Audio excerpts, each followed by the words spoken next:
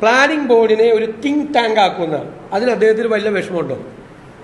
ഒരു think tank എന്ന് പറയുന്നത് എന്താ?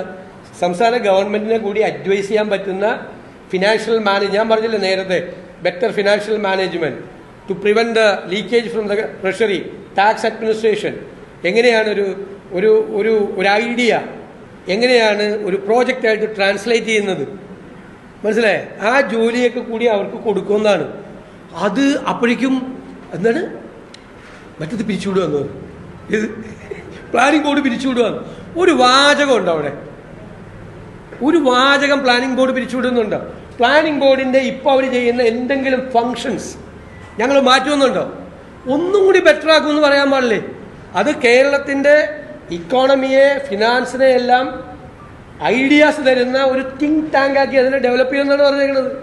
തിങ്ക് ടാങ്കും പാടില്ല, ചിന്തിക്കാൻ പോലും പാടില്ല. അടിമകളാണോ ഈ ക്ലീഷേ വാചകങ്ങൾ കേട്ട് കുറെ അടിമകളെ കേരളത്തിൽ ക്രിയേറ്റ് ചെയ്തിട്ടുണ്ട്.